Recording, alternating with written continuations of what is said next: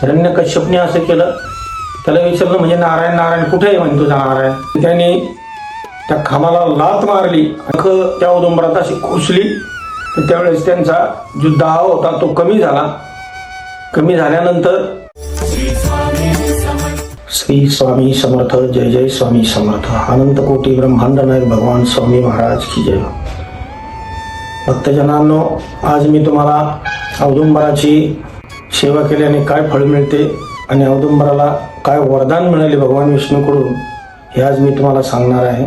हिरण्यकश्यप नावाचा एक दैत्य होता आणि खूप लोकांना त्रास द्यायचा तो. आणि तो हिरण्यकश्यपने तपश्चर्या केली, ब्रह्मदेवाला प्रसन्न करून घेतलं आणि त्यांनी अमरत्वाचं वरदान देवाजवळ मागितलं.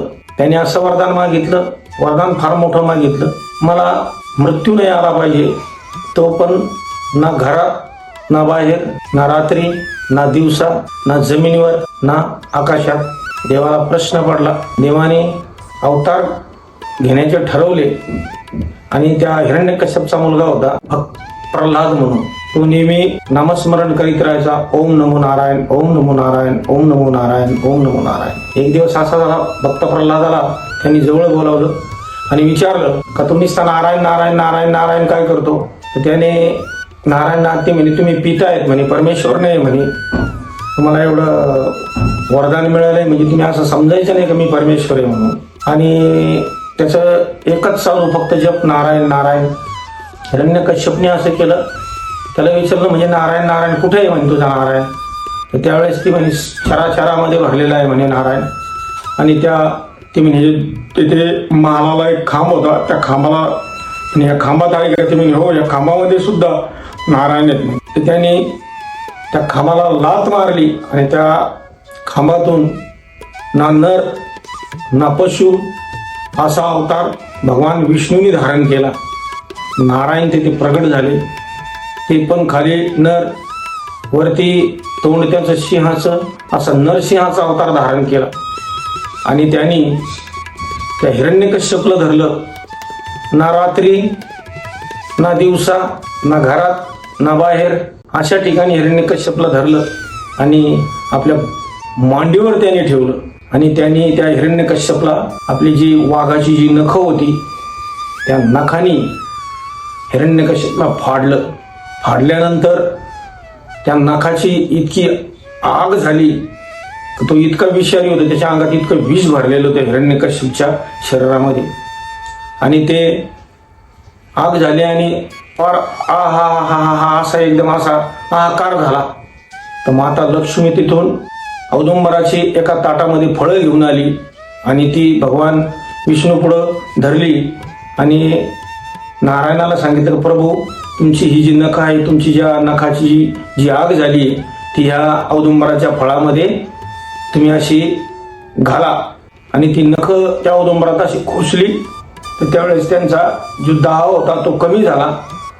कमी झाल्यानंतर ते शांत झाले आणि ते औदुंबराचे फळं घेऊन पुन्हा लक्ष्मी बाहेर टाकून देण्यासाठी निघाली. आणि टाकून देण्यासाठी निघाली तर त्या फळाला वाचा फुटली.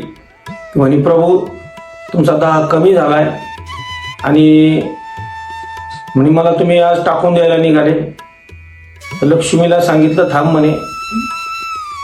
तर त्या औदुंबराला असं वरदान दिलं की मी सदा तुझ्या वृक्षाखाली, माझा नेहमीच तुझ्या वृक्षाखाली सहवास राहील आणि तू सदा फलित राहशील. तुला आजही बघा त्या वृक्षाला 12ही महिने फळे राहतात, सिजनेबल फळं नाही. कारण आंबा हे झालं, हे बाकीची जी फळं आहेत ही सगळे सिजनेबल आहे. तसं हे औदुंबराला जी फळं येतात ही 12ही महिने फळे राहतात. आणि त्यातील दुसरी साक्ष म्हणजे ज्या औदुंबरामध्ये त्यांनी जी नख खोचली होती ती आज पण तशीच छिद्र आहेत औदुंबराच्या फळाला. आज पण ही एक साक्ष आहे. म्हणून औदुंबराच्या फळाला इतके महत्त्व आहे. आणि औदुंबराच्या फळाखाली, औदुंबराच्या वृक्षाखाली नेहमी भगवान गुरु दत्तात्रयाचा म्हणजे भगवान विष्णूचा नेहमी सहवास असतो. म्हणून आपण औदुंबराची सेवा करतो, त्याला प्रदक्षिणा घालतो. म्हणून मित्रांनो, आज पण तुम्ही औदुंबराची सेवा करा, मेवा खा. जय जय स्वामी समर्थ. जय जय स्वामी समर्थ. मित्रांनो, पटलं तर माझ्या चॅनलला सबस्क्राईब करा. तुम्हाला अजून अनेक मी सांगणार आहे. लाईक करा. मी अजून तुम्हाला भरपूर सांगणार आहे. पुढे काय म्हणजे पुढे अजून मला म्हणजे माझ्या जेवढं लक्षात आहे, जेवढं माझ्या आठवणीत आहे, जेवढं मी अनुभवलं आहे, तेवढं मी तुम्हाला सांगण्याचा प्रयत्न करीत आहे. जय जय स्वामी समर्थ. जय जय स्वामी समर्थ.